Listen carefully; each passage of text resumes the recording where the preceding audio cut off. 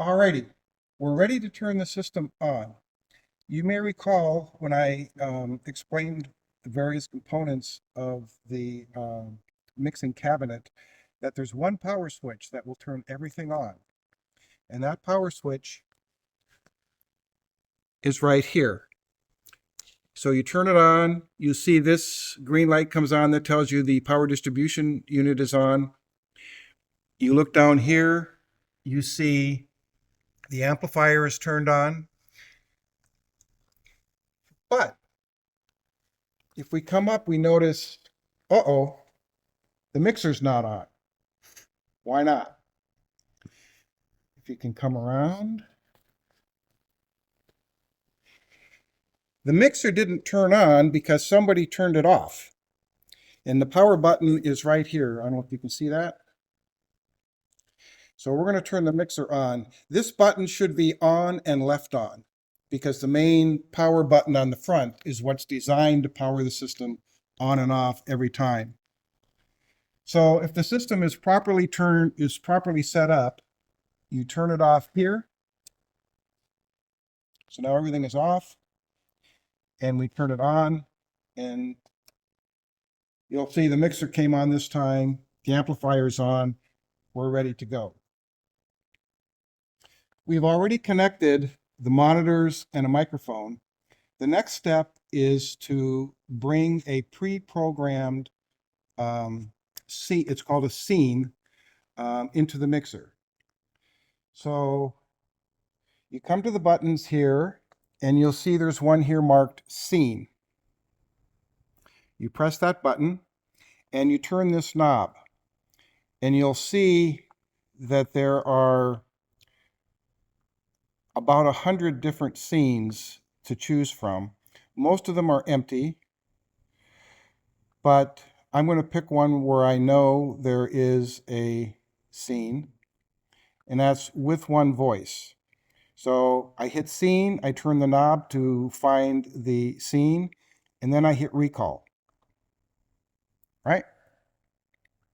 So now, if you look here, all of these lights are about halfway lit. So what you do now is you move to these sliders and you move the slider until there's only one light showing. So you move them one at a time. If you move it too much, you see, uh-oh, too much. So we move all these sliders till there's only one light lit.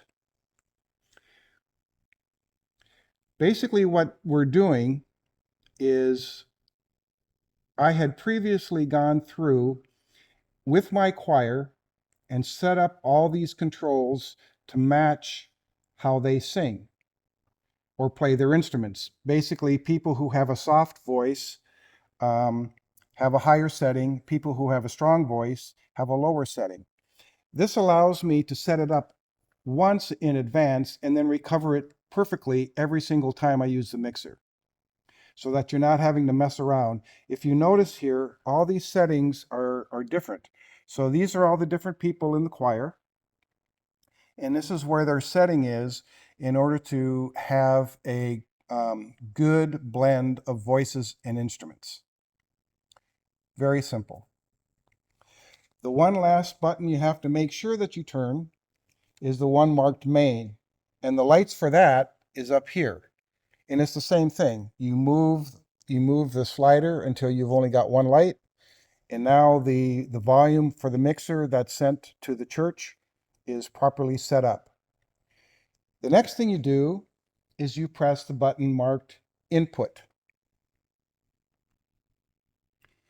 And now I'm going to step over to the microphone and I'm going to speak into the microphone and watch what happens to these lights as I speak.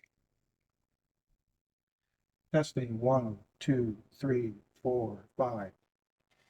Now watch what happens as I back away from the mic. 1, 2, 3, 4, 5, 6, 7.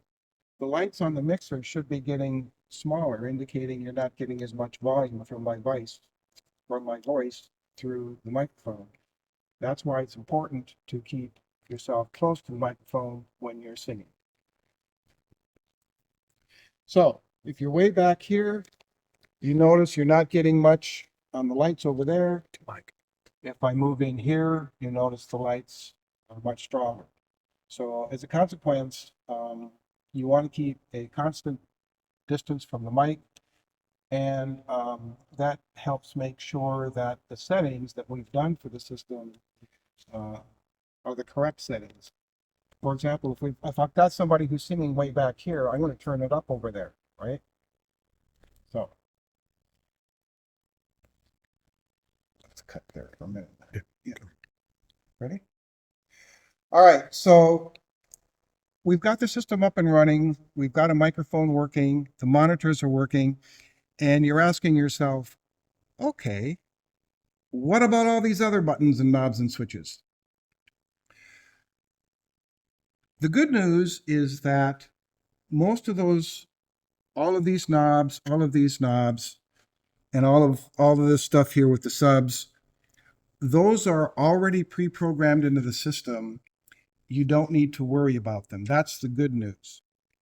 If you accidentally start turning knobs and think, uh-oh, I screwed something up, you can recover. And how do you do that? You go back to scene, you hit the scene, you dial up your number, whatever it happens to be, and you hit recall. And that will restore the system back to the way it was before you started playing with the knobs. So the good news is everything here you don't need to worry about. Everything here you don't need to worry about. You don't need to worry about any of these knobs or any of these four blue knobs marked sub 1 through sub 4. All of that is programmed to be not used, so you don't have to worry about it.